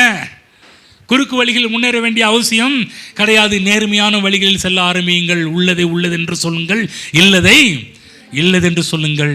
பொய்க்கணக்கை எழுதாதீர்கள். பொது இடத்துல தைரியமாக பேசுங்க. எபிரேயர் 11:13-7 இவன் நேரம் மோசே எப்படி அவங்க சொன்ன மாதிரி உங்களுக்கு கொடுத்துட்டு இருக்கிறேன். உங்களுக்கு சொல்கிறேன், தலைவனுடைய வார்த்தையுடைய இசைந்து போங்க. இல்லைங்க, அவர் சொல்கிறது அவர் கடமைங்க, அவர் சொல்லிட்டு போகிறாருங்க, நம்ம இஷ்டத்துக்கு வாழ்ந்துக்கலாம். உங்களை நீங்களே ஏமாற்றிக் கொள்கிறீர்கள் என்ற அர்த்தம். எபிரேயர் புஸ்தகம் 13:7 தேவ வசனத்தை உங்களுக்கு போதித்து உங்களை நடத்தினவர்களை நீங்கள் நினைத்து அவர்களுடைய நடக்கையின் முடிவை நன்றாய் சிந்தித்து அவர்களுடைய விசுவாசத்தை பின்பற்றுங்கள். ஆமென். தலைவனின் விசுவாசத்தை பின்பற்றுங்கள். யோசுவான் காலேப் தலைவனுடைய விசுவாசத்தை பின்பற்றினாங்க. 80 வயசுலையும் 40 வயசுல இருந்த பலன் அவங்களுக்குள்ளாக இருந்தது. கானானின் வாழ்வை சுதந்திரிச்சாங்க. யோசிச்சு பாருங்க, கிளம்பின 6 லட்சம் பீப்புள்ஸில் 2 பேரை தவிர அத்தனை பேர் இறந்து போயிட்டாங்க. அடுத்த தலைமுறை தான் உள்ளே போச்சு. 6 லட்சம் புருஷர்கள் கணக்கு போடுறாங்க. வெளியே கிளம்பும்போது எத்தனை புருஷர்கள் கணக்கு போடுறாங்க? கிட்டத்தட்ட 6 லட்சம் புருஷர்கள் வெளியே கிளம்புறாங்க. இந்த 6 லட்சத்தில் 2 பேரை தவிர இது எல்லாரும் இறந்து போனாங்க. எவ்வளோ பெரிய பேட் நியூஸ் பார்த்தீங்களா? எப்படிங்க அந்த 2 பேர் மட்டும் எப்படி உள்ள சுதந்திரிச்சாங்க? ஒன்றும் இல்லை, பாஸ்டரோட வார்த்தைக்கு தகுந்த மாதிரி இசைந்து போனாங்க. சில இடத்துல விசுவாசி சபையில் கூட 100 பேர் இருந்தாலும் 100 பேரில் பாருங்கள், ஒரு சில விசுவாசி நல்லா இருப்பாங்க. ஏன் நல்லா இருக்கிறாங்க? அவங்க என்னோட கனெக்ட் ஆகிட்டாங்க. சில பேர் அவர் பாஸ்டர் அவர் சொல்லிட்டு சொல்லுவாருங்க, அவர் வேலையை அதை அவர் பொழைப்பே அதை அவர் பாட்டுக்கு பேசிட்டு போகணும். அவர் இப்படி போட்டு நம்ம பாட்டு நம்ம வேலையை பார்க்கலாம். அவர் சொல்கிறது அவர் வேலை, நம்ம எப்படி வேணாலும் இருந்துக்கலாம். அதான் சொன்னேன், உங்களை நீங்களே ஏமாற்றிக் கொள்ளாதீர்கள் என்று சொன்னேன். சில இடத்துல கர்த்தருடைய வார்த்தையெல்லாம் பேசும்போது இதெல்லாம் நடக்குமா? சந்தேகிக்காதீங்க. நான் தேவனுடைய வார்த்தைன்னு சொல்கிறேன், தேவனுடைய வார்த்தை ஒரு நாளும் உங்களுக்கு பொய்த்து போகாது. நிச்சயமாக தேவன் செய்வார். எனக்கு தெரியும் கர்த்தர் எப்படிப்பட்டவர் என்று எனக்கு தெரியும். அவர் எப்படி செய்வார்னு தெரியும். எப்படி உங்களுக்கு செய்வார் என்று எனக்கு தெரியும். புரிஞ்சுங்களா? யோசேப் காலேப் எப்படி பாஸ்டர் மோசஸோடு இணைந்து பேசினார்களோ அதே போல் நீங்களும் இசைந்து பேசுங்க. ஆமென். அவங்க என்ன நம்பிக்கைன்னா, மோசே சொன்னால் அது சரியாக தான் இருக்கும். அந்த எண்ணத்தில் நீங்களும் வரணும். எங்கள் பாஸ்டர் லியோ சொன்னார்னா அது கரெக்டாக தான் இருக்கும். திரும்ப சொல்கிறேன், உங்களுக்கு ஒரு நாளும் உங்களை பொய் சொல்லி உங்களை ஏமாத்துகிற வேலையை நாங்கள் பண்ணுறது கிடையாது. அப்படிப்பட்ட வேலைக்கு நான் அழைக்கப்படலை. அப்படிப்பட்ட வேலை தெரிஞ்சால் அப்போயே நம்ம இப்படி போய் உங்களை ஏமாத்துறேன்னு தெரிஞ்சால் அப்போயே பைபிள் முடிச்சுட்டு நான் பாட்டுக்கா போயிட்டே இருப்பேன். எனக்கு தெரியும் புரியுது நான் சொல்கிறேன். எனக்கு தெரியும், எனக்கு மனசாட்சி தெரியும். ஒருவேளை உங்களுக்கு தப்பாக ஒரு காரியம் சொல்கிறேன்னா என் மனசாட்சி உறுத்தும். அப்போயே நான் பைபிள் முடி வச்சுருவேன். வேணாம், நடிக்கிற வாழ்க்கை எனக்கு தேவை கிடையாது. நான் பாட்டுக்கு என் வாழ்க்கையை பார்த்து போகிறேன்னு போயிட்டே இருப்பேன். ஆகவே நான் சொல்கிற தேவ பிள்ளைகளே, ஒரு நாளும் உங்கள்கிட்ட ஏமாத்துகிற காரியத்தில் பேசுகிறது கிடையாது. நான் அடிக்கடி தெரியும், என்னை நம்புகிற உங்களுக்கு ஒரு நாளும் துரோகம் பண்ணுறது கிடையாது. இங்கே வர எல்லாருமே பாருங்கள், நம்பி வரீங்க. என்ன நம்பி வரீங்க? மூலிய போகிறோம், கர்த்தருடைய வார்த்தை அங்கே வருது, தேவனுடைய வார்த்தை நம்ம கேட்போம்னு சொல்லி நம்பி வரீங்க. நம்பி வரும்போது உங்களுக்கு துரோகம் பண்ண முடியுமா? முடியவே முடியாது. புரிஞ்சுச்சிங்களா? நான் என்ன சொல்கிறேன்னு புரிஞ்சுச்சிங்களா? அதில் 17ஆம் வசனம் படிங்க. 17ஆம் வசனம், உங்களை நடத்துகிறவர்கள்லாம் யார்? இப்போ நான் தான். உங்களை நடத்துகிறவர்கள் உங்கள் ஆத்மாக்களுக்காக உத்தரவாதம் பண்ணுகிறவர்களால். ஆமாம், உங்கள் ஆத்மாக்களுக்கு உத்தரவாதியே நாங்கள் தான்.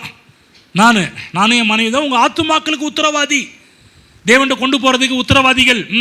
உத்தரவாதம் பண்ணுகிறவர்களாய் விழித்திருக்கிறவர்களானபடியால் அவர்கள் துக்கத்தோட அல்ல சந்தோஷத்தோட அதை செய்யும்படி. ஹலோ, ஒரு நாளும் இங்கே இருக்கிற நீங்கள் எங்களை என்ன பண்ணக்கூடாதான்?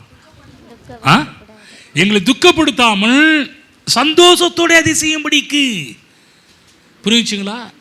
நாங்கள் திரும்ப சொல்கிறேன், நாங்கள் உங்களுக்கு செய்கின்ற ஊழியத்தை நாங்கள் உங்களுக்கு சந்தோஷத்தோடு செய்ய வேண்டும் என்று விரும்புகிறோம்.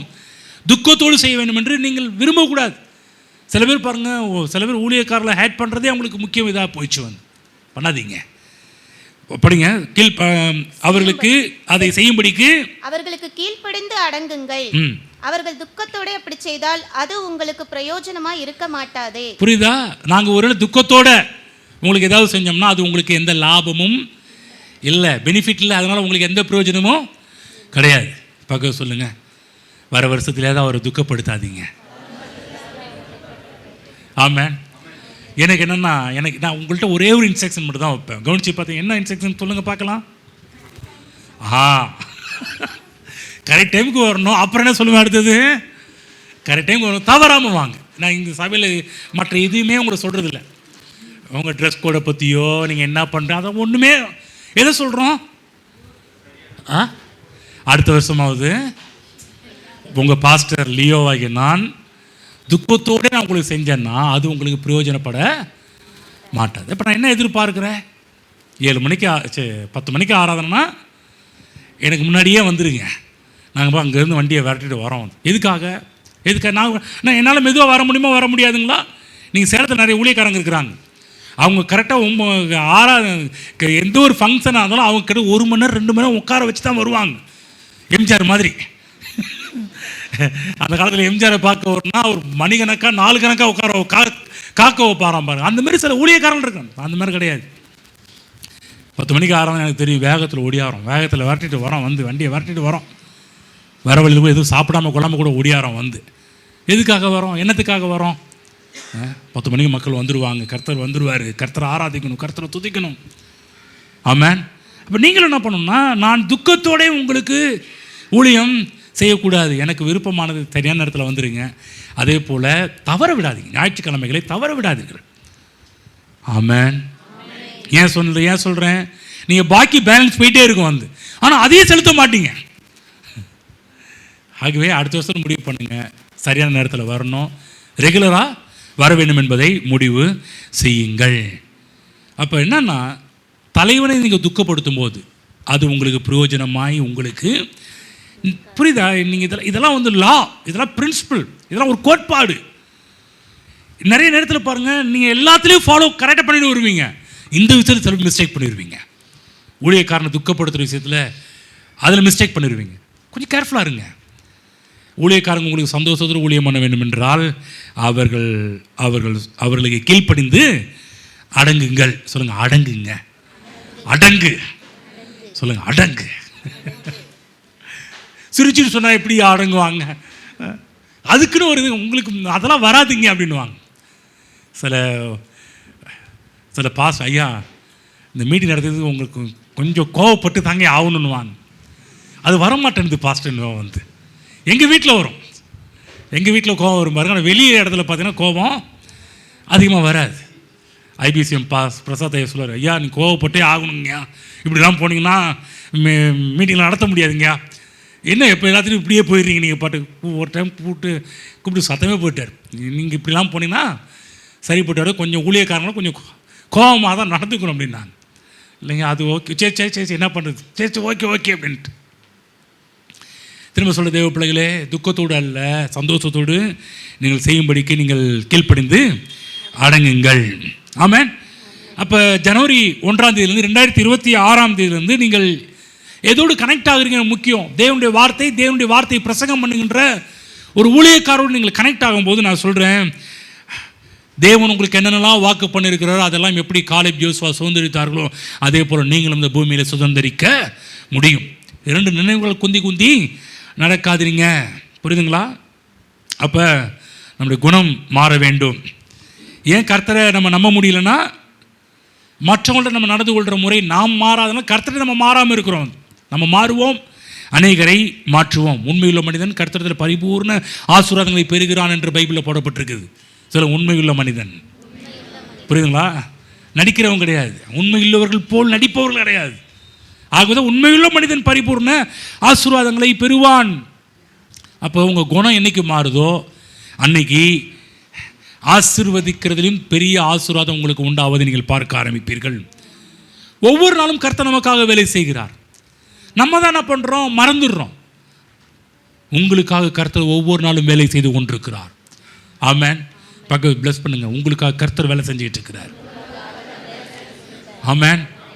அதை பழமொழி சொல்லுவாங்க, விதைத்தவன் தூங்கலாம், விதைகள் தூங்குவதில்லை. தேவனுடைய நம்ம தூங்கலாம், ஆனால் தேவன் தூங்குவது இல்லை.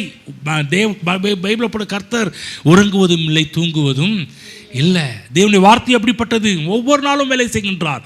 ஆகவே வேதம் சொல்கின்றது, கர்த்தர் நித்தமும் உன்னை நடத்தி மகா வறட்சியான காலங்களிலும் உன் எலும்புகளை நினமுள்ளதாக்குவார் என்று பைபிளில் போடப்பட்டு கர்த்தர் நித்தமும் உன்னை நடத்துகிறார். பிளஸ் பண்ணுங்க, கர்த்தர் நித்தமும் உங்களை நடத்துவார். ஆமென். 2025 வரை நடத்தினார், 2026 உங்களை அழகா நடத்துவார். ஆமென். புரியுதுங்களா? ஆகுதான் தேவன் உலகம் கொடுக்காத சமாதானத்தை கர்த்தர் கொடுப்பதை நீங்கள் பார்க்க ஆரம்பிப்பீர்கள். உங்களுக்கு நல்லது நடக்கும். புரிஞ்சுங்களா? குறி சொல்கிறதுக்கும் தீர்க்க தரிசனத்துக்கும் ரொம்ப டிஃப்ரென்ஸ் இருக்குது. உலகத்தில் பார்த்தீங்கன்னா நல்லது நடக்கும் கெட்டது நடக்கும். இந்த குறி கேட்குறது நல்லது நடக்கும் கெட்டது நடக்கும் போவாங்க, குறி கேட்க போவாங்க வந்து. புரியுதுங்களா? ஆனால் தீர்க்க தரிசனம் என்பது என்னன்னா, உனக்கு நல்லது நடக்கும், ஆனால் என்ன நல்லது நடக்கும்? குறி சொல்ல நல்லது நடக்கும் நல்ல காலம்னுவான். என்ன நல்ல காலம்? தீர்க்க தரிசனம் என்பது என்ன? நல்லது நடக்கும் என்று சொல்வது மட்டுமல்ல, என்ன நல்லது நடக்கும். புரியுதுங்களா? என்ன நல்ல காலம், என்னது அதில் என்ன விசேஷம் பைபிளில் போடப்படுது? நீ உன் ஜீவனுள்ள நாளெல்லாம் எருசலேமின் வாழ்வை நீ காண்பாய். என்ன நல்லது? ஜீவனுள்ள நாளெல்லாம் எருசலேமின் வாழ்வை பார்ப்பீர்கள். பிளஸ் பண்ணுங்க, உங்கள் ஜீவனுள்ள நாளெல்லாம் எருசலேமின் வாழ்வை பார்ப்பீர்கள். ஆமென். புரிஞ்சுங்களா? எருசலேமின் வாழ்வை பார்க்க வேண்டும் என்றால் இன்றைக்கு கேட்ட சில இன்ஸ்ட்ரக்ஷனாக இருக்கு இல்லையா, அதை நீங்கள் ஃபாலோ பண்ணி பாருங்கள், நடக்கும். அந்த எருசலேமின் வாழ்வை காண்பாய் வசனத்திலே கர்த்தருக்கு பயந்து அவருடைய வழிகளில் நடக்கிறவன் எவனோ ஃபஸ்ட்டு இன்ஸ்ட்ரக்ஷன் வைக்கிற, அப்புறமேட்டு தான் கீழே பிளஸிங் கொண்டு வரார். முதல்ல கர்த்தருக்கு பயந்து அவர் வழிகளில் நடக்கிறவன் எவனோ அவன் பாக்கியவான், கைகளின் பிரயாசத்தை சாப்பிடுவான், அவனுக்கு நன்மையும் பாக்கியமும் உண்டாயிருக்கும். அவங்க மனைவி பிள்ளைங்க எப்படி ஆசீர்வதிக்கப்படுவாங்க?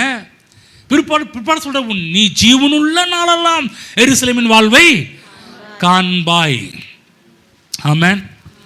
புரியுதுங்களா என்ன சொல்லிட்டு இருக்கிறேன்னு? ஆகவே இந்த வருடத்தில் ஒழுங்கீனமான காரியங்கள்லாம் ஒழுங்குபடுத்துங்கள். எங்கெல்லாம் ஒழுங்கின்மை இருக்குதோ அங்கெல்லாம் இருள் இருக்கும், வெறுமை இருக்கும். வேதத்தில் போடப்பட்டிருக்கு இல்லையா, ஆதியிலே தேவன் வானத்தை பூமி ஒழுங்கின்மை, வார்த்தை பூமியானது ஒழுங்கின்மையாக இருந்தது. ஒழுங்கின்மையாக இருந்ததுன்னா பூமியானது ஒழுங்கின்மையும் வெறுமையுமாக இருந்தது. ஆழத்தின் மேல் இருள். என்ன சொல்கிறாங்க வேத வல்லுநர்கள், எங்கெங்கெல்லாம் ஒழுங்கின்மை இருக்குதோ அங்கெல்லாம் இருள் இருக்கும், எங்கெங்கெல்லாம் ஒழுங்கின்மை இருக்குதோ அங்கெல்லாம் வெறுமை இருக்கும். அப்போ எந்த இடத்துல ஒழுங்கு இருக்குதோ அங்கே இருள் நீங்கும், வெறுமை நீங்கும். அப்போ உங்கள் வாழ்க்கையில் வெறுமை நீங்க வேண்டுமா, இருள் நீங்க வேண்டுமா, எல்லா காரியத்தையும் கொஞ்சம் ஆர்டராக பண்ண பாருங்க. கிறிஸ்தவ வாழ்க்கையில் சில ஒழுங்கு இருக்குது, அந்த ஒழுங்கின்படி நீங்கள் செஞ்சு பாருங்கள். தேவன் உங்களை ஆசீர்வதிக்கிற ஆசீர்வாதமே வேற மாதிரி இருக்க ஆரம்பிக்கும். ஆகவே இந்த வருடத்தில் ஒழுங்கை உங்களுக்குள் கொண்டு வாங்க. வேதம் வாசிப்பதில் உங்களை ஒழுங்கை கொண்டு வாங்க. ஹலோ, எத்தனை பேர் இந்த வருஷத்தில் ஒரு பைபிள் முடிச்சிருக்கீங்க? ஒரு டைம் இந்த வருஷத்தில் ஒரு டைமாவது பைபிள் முடிச்சிங்களா? 1 2 3 வெரி பேட். இவ்வளோ விசுவாசிங்க இருக்கிறீங்க, 3 பேர் தான் பைபிள் படிச்சுன்றீங்க. இது ஆண்டவர் பார்த்துக்கிட்டு இருக்கிறார். சரி பரவாயில்ல, கர்த்தர் மன்னிக்கிற தயப்படுத்திருக்கிறார். இந்த வருஷத்துலையாவது என்ன பண்ணுங்க, ஊழியக்காரனாக நான் உங்களுக்கு ஆலோசனை சொல்கிறேன், மோசஸ் சொன்னது பேர் சொல்கிறேன். இந்த வருஷத்தை ஒரு ஒழுங்கை கொண்டு வாங்க. வேதம் படிக்கிறதுல ஒரு ஒழுங்கை கொண்டு வாங்க, ஜெபம் பண்ணுறதுல ஒரு ஒழுங்கை கொண்டு வாங்க. அதில் நிறைய இடத்துல இந்த வருஷத்தில் நம்ம நிறைய காரியத்தை தவற விட்டது காரணம் பார்த்தீங்கன்னா ஒழுங்கின்மை. திரும்ப சொல்கிற, ஒழுங்கின்மை எங்கெல்லாம் இருந்துச்சோ அங்கெல்லாம் வெறுமையும் உண்டாகும், இருளும் அங்கு இருக்க ஆரம்பிக்கும். ஜெபம் பண்ணுறதுல ஒழுங்கை கொண்டு வாங்க, வேதம் வாசிப்பதில் ஒழுங்கை கொண்டு வாங்க. வேலைக்கு ஒழுங்கா போங்க. ஹலோ, என்னதுங்க? வேலைக்கு ஒழுங்கா போங்க. நம்ம வேலைக்கு ஒழுங்கா போகிறதில்ல, அதான் பிரச்சனையே. போகிற இடத்துல ஒழுங்காக செய்கிறதில்ல, நம்ம இஷ்டத்துக்கு பண்ணுறது இல்லை. எந்த இடத்துல வேலைக்கு போனால் கர்த்தர் அங்கே உங்களை பார்க்கிறார் என்று வேலை செய்யுங்கள். உங்கள் முதலாளி பார்க்கறாருன்னு வேலை செய்யாதீங்க. பக்கத்தில் கூட இருக்கவங்க போட்டு விடுவான்றதுக்காக வேலை செய்யாதீங்க. இவன் போய் அங்கே போட்டு விட்டான்னு என்ன பண்ணுறது செய்யாதீங்க. என்னைய பாருங்க, இந்த வேலையை கிட்டத்தட்ட 1999 வேலை செய்கிறோம், ஊழியம் பண்ணுறோம். ஆனால் சாம் பாஸ்ட்டு அங்கேருந்து அங்கேருந்து பார்ப்பார், அங்கே இது பண்ணுவார். ஒரு நாள் அவருக்கு பயந்துலாம் பண்ணவே இல்லை. தெரியுங்களா? நான் எப்போ வேணாலும் ஊழியத்தை, நான் எப்போ வேணாலும் ஜெபம் பண்ணலாம், எப்போ வேணாலும் பண்ணலாம், தெரியும், எப்போ வேணாலும் பண்ணலாம் இல்லைங்களா? ஆனால் ஒரு நாளும் நீங்கள் நீ அப்படி பார்த்துருக்க முடியாது. பார்த்துருக்கீங்களா? 10 மணிக்கு ஆறாதுன்னா அதுக்கு முன்னாடியே வரோம். இந்த வருஷத்தில் ஒரு நாள் கூட லீவு போடாமலே வந்திருக்கிறோம். ஒரு நாளும் எங்களுக்கு அதாச்சு இதாச்சுன்னு சில இடத்துல காலையில் எழுந்து 3 மணிக்கு எழுந்திருப்போம் பாருங்கள். இங்கேருந்து எழுதி சீக்கிரம் கிளம்பி ரெடி பண்ணி அங்கே போயிட்டுருக்கணும் பாருங்கள். கஷ்டமாக ரிஸ்க்காக தான் இருக்கும். காலையில் எழுந்திரிக்கிறது ரிஸ்க்காக தான் இருக்கும். கொஞ்சம் தூங்கணும் போல் இருக்கும். அப்படியே எழுந்திரிச்சு அப்படியே போய் மற்ற எல்லாத்தையும் செஞ்சுட்டு கொஞ்சம் பிரிஸ்க் ஆகிடுவோம். டக்குன்னு எல்லா வேலையும் பண்ண ஆரம்பிச்சிடுவோம். யோசிச்சு பார்த்தீங்களா? கவனிச்சிங்களா? இப்போ நாங்கள் அவர் அங்கே இருக்கிறாரு, அவர் எங்களை கண்டுக்கிறாரா? ஒன்றும் பண்ணல. அப்புறம் நாங்கள் எப்படி இஷ்டத்துக்கு பண்ணலாம், இஷ்டத்துக்கு வாழலாம்? அப்படி இல்லை. தேவன் எங்களுக்குன்னு ஒரு திறமையை கொடுத்துருக்கிறார், தாளந்தை கொடுத்துருக்கிறாரு. இந்நாள் வரை கொண்டு இந்த ஊழியங்களை தேவன் பார்க்கிறார் என்று ஊழியம் செய்து கொண்டிருக்கிறோம். சாம்பி செல்லுதலை பார்க்கிறார் என்று ஊழியம் செய்யவில்லை. ஹலோ, புரிஞ்சுங்களா? இதே மாதிரி தான் நீங்களும். உங்களுக்கு எந்தெந்த வேலையெல்லாம் கொடுக்குறாங்களோ, உங்கள் முதலாளி பார்க்குறாங்களா, அவங்க பார்க்குறாங்க, இவங்க பார்க்குறாங்களா, செய்யாதீங்க. கர்த்தர் ஒருவர் பார்த்து கொண்டிருக்கிறார். இன்றைக்கி நான் ஊழியத்தை அப்படி தான் பண்ணுறேன். என்னை ஒருத்தர் பார்த்துட்டு, அவர் பார்க்குறாரு என்ன ஊழியத்தை, அவர் பண்ணிட்டு, அவர் பார்த்துட்டு, அவர் கவனிச்சிட்டு இருக்கார், அவர் வாட்ச் பண்ணிட்டு இருக்கிறாரு. ஆமாம், பக்கத்தில் புரிஞ்சான்னு கேளுங்க. ஆவியானவர் உங்கள் வாழ்க்கையில் வரும்போது ஒழுங்கின்மை ஒழுங்காக மாற ஆரம்பிக்கும். புரியுதுங்களா? சாலமோன் ஒருத்தர் சொல்கிறாரு, ஞானம் என்றால் என்ன? ஞானத்தை பற்றி சொல்லும்போது ஒழுங்கு தான் ஞானம்ன்றார். எங்கெல்லாம் ஒழுங்கு இருக்குதோ அங்கெல்லாம் ஞானம் குடிக்கொண்டிருக்குதுன்னு அர்த்தம். ஹலோ, புரியுதுங்களா? நம்ம ஞானம் வேணுன்றோம். ஒழுங்காக இருந்து பாருங்கள், ஞானம் ஆட்டோமேட்டிக்காக உங்கள் வாழ்க்கையில் உதயமாவதை பார்க்க ஆரம்பிப்பீர்கள். ஒழுங்காக செஞ்சால் எல்லாமே முற்போக்காக நடக்க ஆரம்பிக்கும். ஒரு மனிதனுடைய வாழ்க்கையில் பார்த்தீங்கன்னா முதலாவது ரட்சிக்கப்பட்ட உடனே அவனுடைய வாழ்க்கையில் வரக்கூடிய ஒரு காரியமே ஒழுங்கு தான் வர ஆரம்பிக்கும். அது ஒரு இஷ்டத்துக்கு போனவே இப்போ ஜெபம் பண்ணாத ஜெபம் பண்ணுவான். அதுக்கு முன்னாடி பாருங்கள், கர்த்தரை அவன் பட்டு கண்டதே காட்சி கொண்டதே குள்ள வாழ்ந்துக்கிட்டு இருப்பான். ரட்சிக்கப்பட்ட உடனே பாருங்கள், கர்த்தரை தேடுறது, துதிக்கிறது, இதெல்லாம் ஆரம்பத்தில் நல்லா பண்ணணும். ரட்சிக்கப்பட்ட புதுசில் எல்லோரும் கரெக்டாக பண்ணுனீங்களா? என்னங்க அமைதியாக இருக்கிறீங்க? அதுவும் கர்த்தவங்களை ஆஸ்வதிப்பாருன்னா அல்லா அம்மனுக்கு சொல்கிறீங்க. அந்த இன்ஸ்ட்ரக்ஷன் கொடுக்கும்போது மட்டும் பாருங்கள், அப்படியே ஸ்கூல் பார்த்தீங்கன்னா பாடம் நடத்தும் போதெல்லாம் கிளாஸ் நல்லா தான் இருக்கும். ஆனால் இன்ஸ்ட்ரக்ஷன் சார் பிடிச்சி இன்ஸ்ட்ரக்ஷன் கொடுக்கும், அப்படியே எல்லாரும் பாருங்கள் அப்படியே உட்காந்துருப்பாங்க. அந்தமாரி உட்காந்துருக்கிறீங்க நீங்கள் எல்லாருமே. பரவாயில்ல, ரைட்டு. நீங்கள் அமைதியாக இருப்பது உங்களை திருத்தி கொள்றீங்கன்னு அர்த்தம். சில பேர் என்னை திட்டிங்கன்னா அது உங்களுக்கு ஆசீர்வாதமாக இருக்காது. நான் சொல்கிற எல்லா இதுவுமே ஆர்டர்ஸ் எல்லாமே உங்கள் நன்மைக்காக சொல்லிக்கிட்டு இருக்கிறேன். எப்படி ஆசீர்வாதத்தை குறித்து நான் போதிக்கும் போது நல்லா கேட்குறீங்களோ, எப்படி செழிப்பு வெற்றிலாம் போதிக்கும் நீங்கள் நல்லா கேட்குறீங்களோ, அதே போல தான் இன்ஸ்ட்ரக்ஷன் வழிமுறைகளை சொல்லும்போது நீங்கள் அப்படியே நீங்கள் அழகாக கேட்க வேண்டும். புரிஞ்சுங்களா? ஆகவே நம்ம ஒரு வருஷத்துக்கு நுழைய போகும்போது நம்ம என்ன பண்ணுவோம், எல்லாவற்றையுமே ஆர்டராக பண்ணுவோம், ஒழுங்கு பண்ணுவோம். ஒழுங்கு வர இடத்துல வெறுமை இருக்காது, இருள் இருக்காது, பிசாசின் கிரியைகள் வேலை செய்யவே முடியாது. தேவனுடைய ஆவியானுடைய கிரியை அங்கு நடைபெறுவதை பார்க்க ஆரம்பிப்போம். கொடுக்குறதுல கூட ஒழுங்காக கொடுங்க. தசமபாகம் கொடுக்குறதுல ஒழுங்காக கொடுங்க. அதெல்லாம் பிடிச்சி வச்சுக்க வேண்டிய அவசியம் கிடையாது. ஹலோ, அங்கே போய் இங்கே போய் லாஸ்ட்டாக இங்கே வந்துட்டாருப்பா. எங்களுக்காக சொல்லலைங்க, உங்களுக்காக சொல்கிறோம்.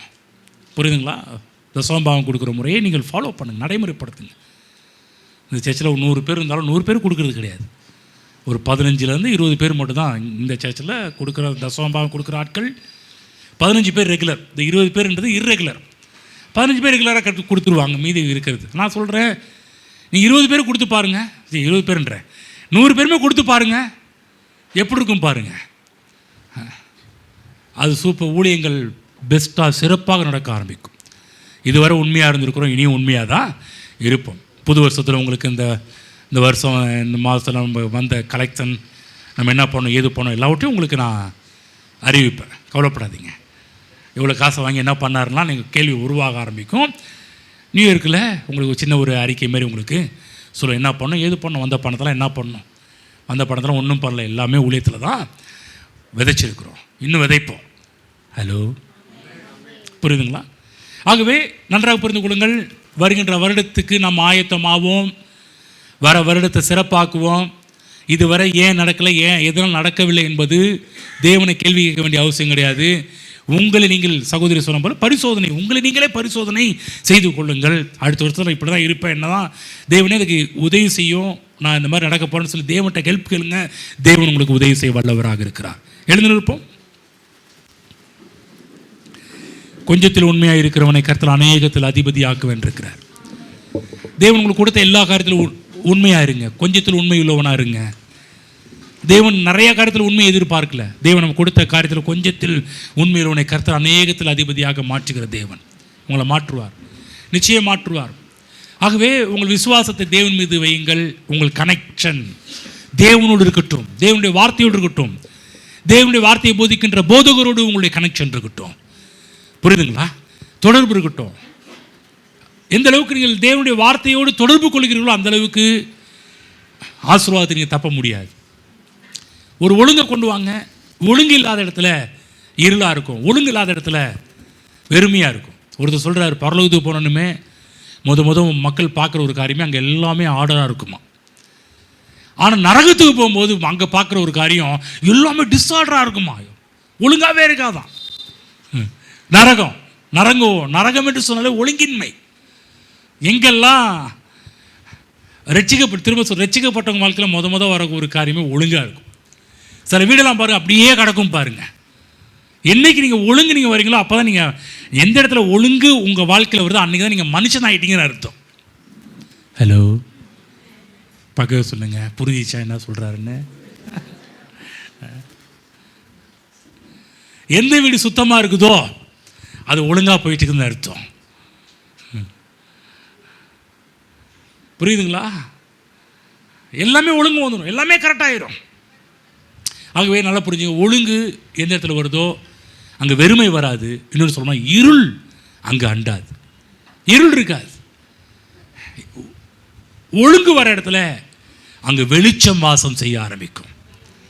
ஒழுங்கு இருக்கிற இடத்துல அங்கு ஃபுல்னஸ், நிறைவு உண்டாவதை நீங்கள் பார்க்க ஆரம்பிப்பீர்கள். ஆமென். கர்த்தர் கொடுத்த வார்த்தையில் நன்றி செலுத்துவோம். தேவனுடைய பல வழிமுறைகளை சொல்லிக் கொடுத்துருக்கிறார். வரக்கூடிய வருஷத்தை எப்படி இன்வைட் பண்ணணும், வரக்கூடிய வருஷம் எப்படிப்பட்டதாக இருக்கும், வரக்கூடிய வருஷம் ஒளிமயமான எதிர்காலமாக மாற்றி அமைப்பதற்கு நம்ம என்ன செய்ய வேண்டும் என்பதெல்லாம் தேவனுடைய நம்மோடு பேசியிருக்கின்றார். நன்றி செலுத்துவோம். ஆண்டவரே, இன்றைக்கு என்னோடு பேசுனதுக்காக நன்றி ஆண்டவரே. அப்பா உமக்கு ஸ்தோத்திரம். என்கிட்ட இருக்கிற சில காரியத்தெல்லாம் கரெக்ட் பண்ணினீரே, அதற்காக உமக்கு நன்றி செலுத்துகிறோம் ஆண்டவரே. நாங்கள் அப்படியே வாழ்க்கை வாழ்ந்துட்டோம், மன்னியும் ஆண்டவரே.